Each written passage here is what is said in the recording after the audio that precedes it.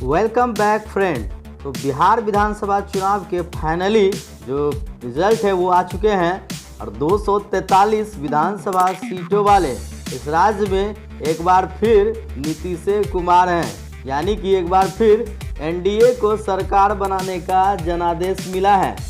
आज इस वीडियो में आपको डिटेल्स में बताएंगे कि किस पार्टी की कितनी रही सीटें और कहां कहां नई पार्टियां उभर कर आई हैं। तो बेहद ही रोमांचक ये वीडियो होने वाला है। इस वीडियो को अंत तक जरूर देखें, बिल्कुल आप नए चीज़ों से यहां पर अवगत रहेंगे। बने रहिए इस वीडियो में अंत तक। स्वागत है आपका हमारे YouTube channel Vidya Vihar competition classes पर, और लगातार ऐसी अपडेट पाने के लिए हमारे यूट्यूब चैनल को सब्सक्राइब करके ऑल वाला नोटिफिकेशन बेल जरूर दबा लें, ताकि आपको इस तरह की रोमांचक खबरों से हर समय रूबरू होते रहें। आइए शुरुआत करते हैं। बताते हैं आपको कि बिहार में सरकार बनाने के लिए 122 सीटों के बहुमत की ज़रूरत होती है और एनडीए ने 125 सीटें जीतकर यह अहम आंकड़ा पार कर लिया है। एनडीए को कांटे की टक्कर देने वाला महागठबंधन बहुमत के आंकड़े से थोड़ा सा पीछे रह गया। महागठबंधन को कुल 110 सीटें हासिल हुई। जेडीयू को हालांकि 43 सीटें ही मिली हैं और ख़ास बात यह है कि यहाँ पर सांसद असदुद्दीन ओवैसी की पार्टी ऑल इंडिया मजलिसे इत्तेहादुल मुस्लिमीन ने अच्छा प्रदर्शन करते हुए 5 सीटों पर दर्ज की है। बहुजन समाज पार्टी ने भी 1 सीट पर दर्ज की है। जेडीयू का विरोध करते हुए बिहार विधानसभा चुनाव में अकेले दम पर मैदान में उतरी चिराग पासवान की लोक जनशक्ति पार्टी यानी एलजेपी को सिर्फ 1 ही सीट हासिल हुई और 1 सीट निर्दलीय के हिस्से आई है। महागठबंधन की अगुवाई करने वाली पार्टी राष्ट्रीय जनता दल आरजेडी 75 सीटों के साथ सबसे बड़ी पार्टी बनकर उभरी है। भारतीय जनता पार्टी ने भी अपनी सीटों में इजाफा किया और वो 74 सीटों के साथ दूसरे नंबर पर है। साल 2015 में आरजेडी ने 80 और बीजेपी ने 53 सीटें जीती थी।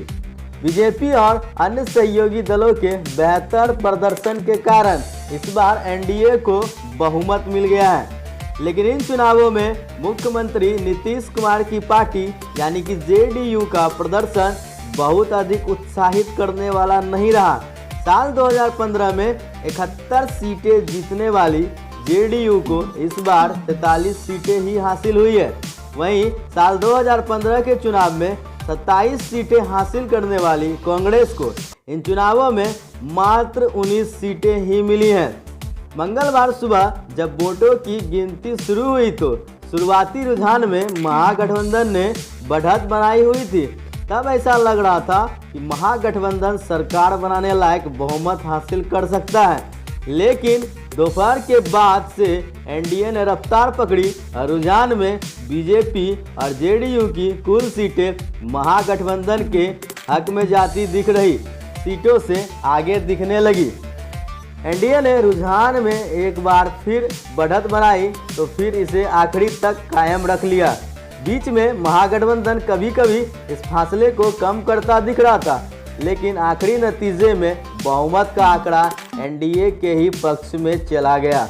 हालांकि बीच में एक समय ऐसा भी था जब लग रहा था कि महागठबंधन 100 का आंकड़ा भी पार नहीं कर रहा है, लेकिन शाम के बाद महागठबंधन की सीटें बढ़ी, लेकिन वो बहुमत के करीब कभी नजर नहीं आई।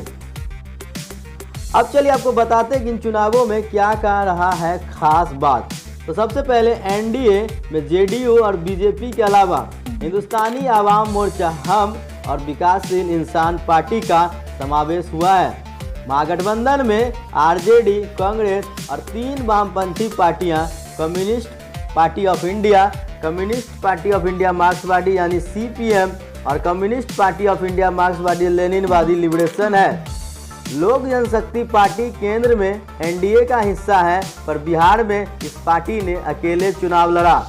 एनडीए ने मुख्यमंत्री के चेहरे के तौर पर मौजूदा सीएम नीतीश कुमार को ही पेश किया, तो महागठबंधन की ओर से 31 साल के तेजस्वी यादव मुख्यमंत्री पद के उम्मीदवार माने जा रहे थे।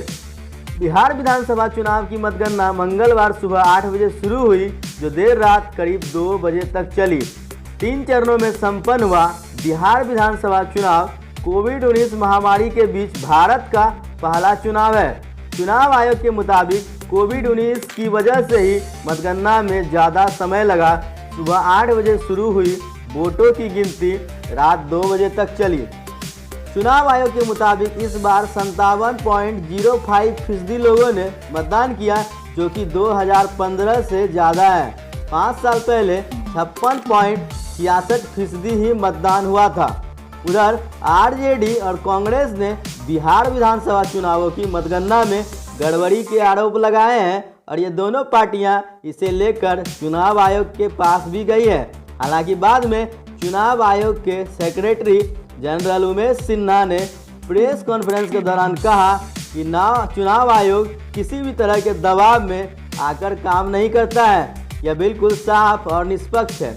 तो बेहद यहाँ पर आपने देखा कि इस रोमांचक खबर में आपको लगभग तमाम जानकारियाँ इस पर मिल चुकी हैं। कैसी लगी यह जानकारी हमें कमेंट बॉक्स में लिखते रहिए। इस चैनल पर बने रहिए ताकि आपको इस तरह की खबरें समय समय पर मिलते रहें। मिलते हैं एक और खास न्यूज़ के साथ, तब तक के लिए गुड बाय। जय हिंद, जय भारत।